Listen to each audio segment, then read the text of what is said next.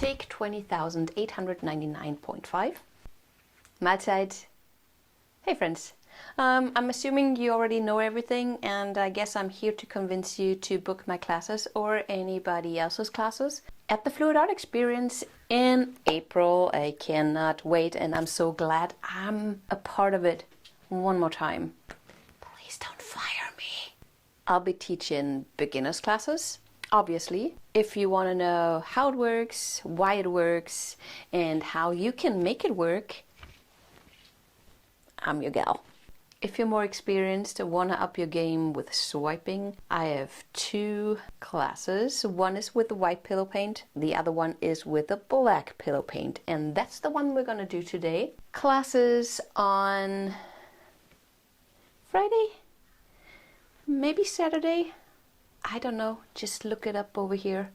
Will be about scooping and dragging. I have a class where we're doing the fundamentals of scooping up your paint, dragging it out, and the other one is called Scoop It Up, which will be the second painting today.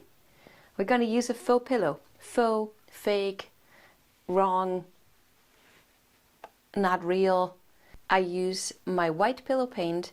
I will sandwich colors between the white pillow paint and my faux pillow, which will be black in this case. It's this. It's Amsterdam paint mixed with my pouring medium. This will be used to cover the whole canvas. And then we will reveal the colors that are sandwiched, which are, for example, this little piggy. Fluidart Co. is sponsoring the whole event, so we will be painting with piggies. Ooh, mermaid is that one. Another one, it's interference, blue, gold, teal, everything in it. Beautiful, perfect, on top of black. Next color. Oh, and I will be using those colors for both paintings today. Oh, goopy. Aqua by JoSonja. Cat is out of the bag. I'm recording this after I painted, and my Southern Ocean blue is empty. That's the stuff. Southern Ocean blue. Matisse. Those are the colors. Gonna use them with both of my paintings. One is a black pillow paint, and we're gonna compare it with a black faux pillow paint. It's gonna be fun. I think I made my point clear. Go book my classes, watch this video. If you're curious, come back in the end. No, stay until the end, where we're gonna compare the two paintings. And now have fun.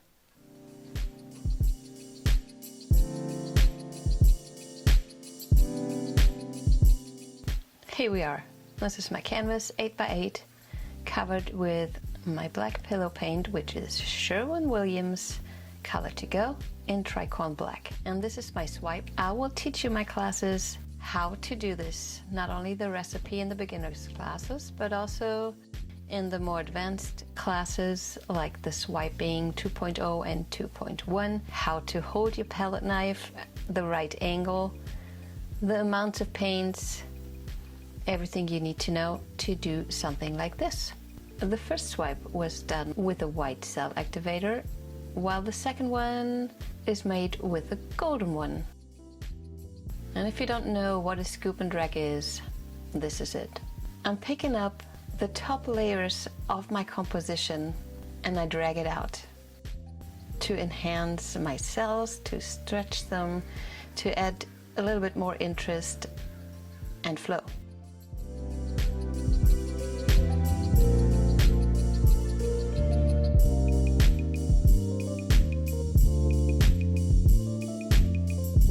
Yeah, this is a quick one. I have to adjust it a little bit.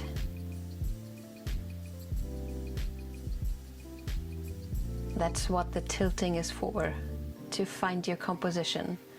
While the spinning helps you to expand your composition and cells, and get rid of that pillow paint that we don't necessarily want on our canvas, because too much pillow paint left on top of it leads to cracking while drying, and your cells can get wonky, your whole composition can run off, so we have to get rid of it. Kind of looks like a fat pigeon, doesn't it?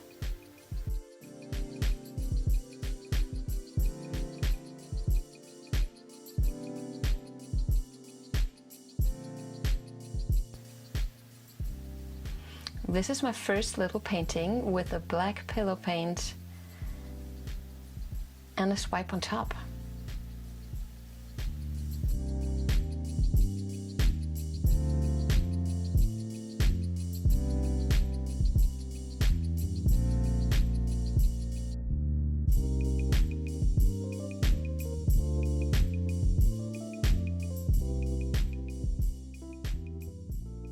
Once I see I'm getting low on pillow paint, the movement's getting slower, I make sure my composition is in the right spot to end it with a few more spins.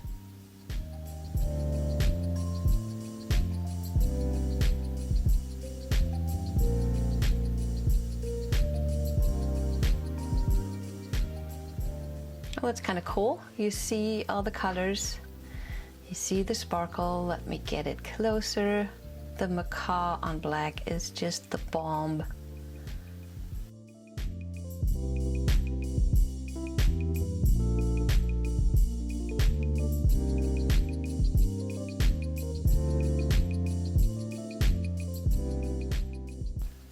But let's see how our fake pillow is holding up. Like I told you, I will put white pillow paint underneath, so pro to this is this pillow paint works way better in my opinion for what I want it to do. It's super stretchy and thick, while the black pillow paint is thinner and it behaves a little different.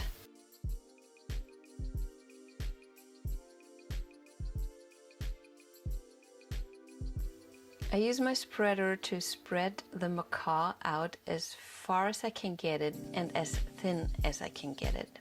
That's where the spreader helps.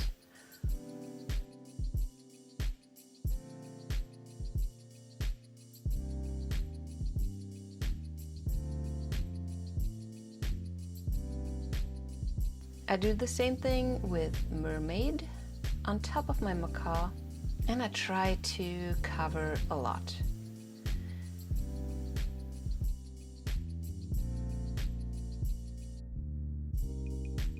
This is my aqua, and I'm trying to do this in a thin matter because too much paint on your canvas, well, I could explain it to you now, but would you book a class if I did? Just watch me do it, and if you have questions, come to Seattle. This is my Southern Ocean Blue, the last drips of it. It's a beautiful color. Kind of expensive here in the States. It's an Australian paint. Love it so much. Those are my layers, and this is the faux pillow.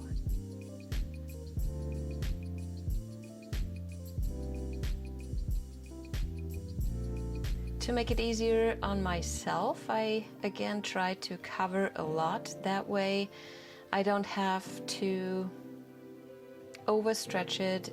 This way I make sure I will have enough black everywhere. There was a little bubble that popped, so I covered it up with more of my paint, put some more in the edges.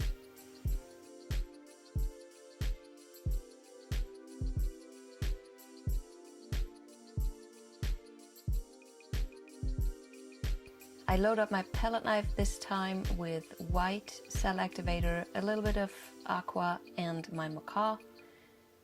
tiny bit, a little goes a long way, and we have a bunch of colors underneath. So here I adjust the pressure a little bit because I actually do want to touch the colors underneath the black to make them come up.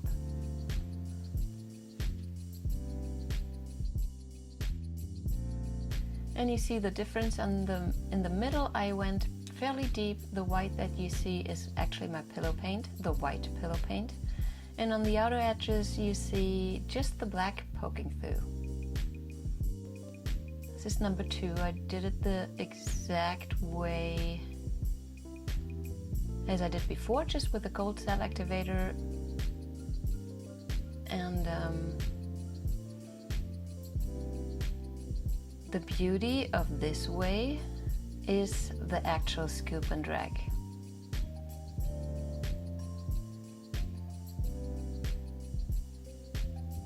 Not only do I move the colored paints, I also move the white underneath. And the look and the depth you're getting from this is just incredible. You can kind of see it on the outer edges where the Southern Ocean blue and the aqua shines through.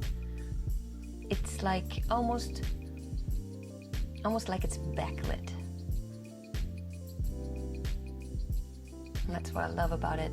And that's why I want you to learn this too.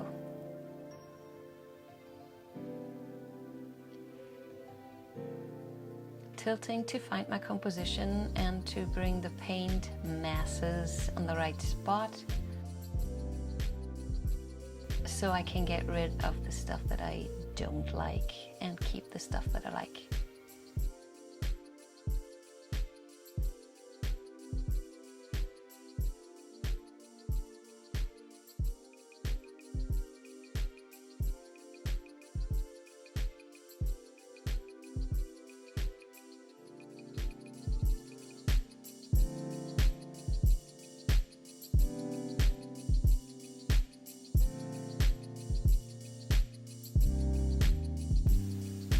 And what also comes with this method is if you don't let your paints sit and they still have bubbles in them, they will pop once you stretch them out. And when they pop, they reveal the colors from underneath. So underneath all those white measles that you usually don't want, you see the macaw, you see the mermaid, you see the aqua. It gives it such a cool galaxy feel.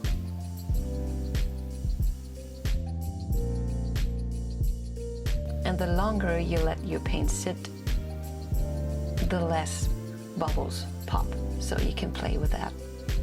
If you don't like them, you don't have to have them.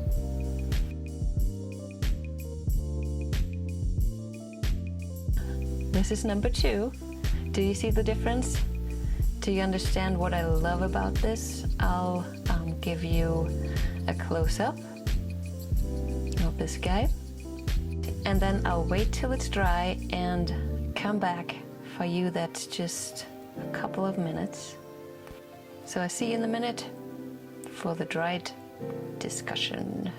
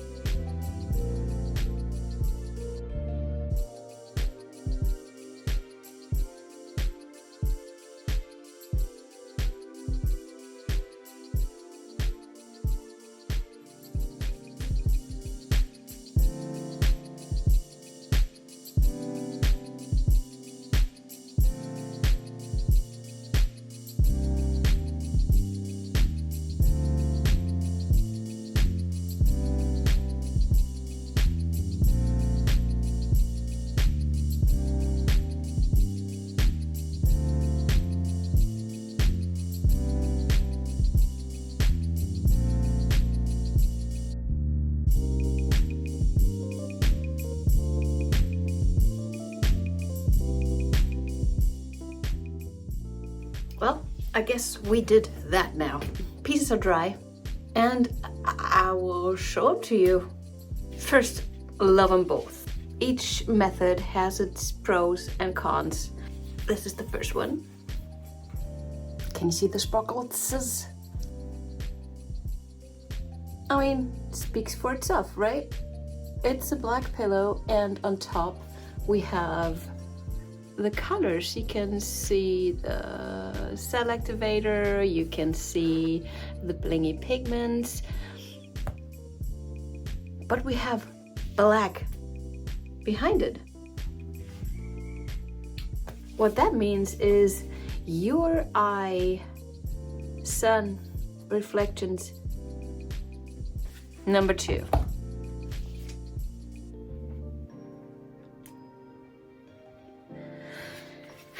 Okay, here's one thing I have to say.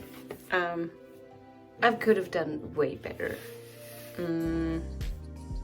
I still like it. Now I'm gonna tell you why. When I did my first initial swipe, I went way too deep. I did it on purpose, kinda, because you do have to go a little bit deeper than you would on a regular pillow paint. But in this case, I went a little bit too deep. You see more white than the actual colors on top of the white. And here, these things, this thing,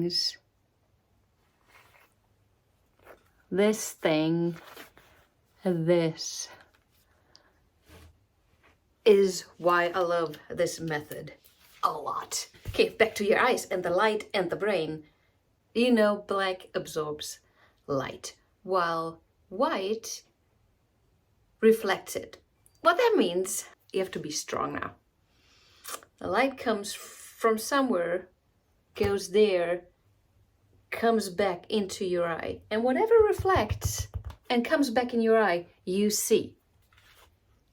You just have to be smart with picking your colors. I mean, you're not gonna use black on black. Well, you could. Who cares? But alles gut, nichts passiert. And then, since, for example, here, the white is shining through from underneath, you see way more of the blue, and the blue is way more intense. That's the difference of those two methods. I'm intrigued by this, love this. Again, depends on what you're going for, what you want to do. I'll send you off to the next one in the train. I forgot who it is, but it will be in the description. It will be in the description. See you in Seattle. Love you guys. Bye-bye.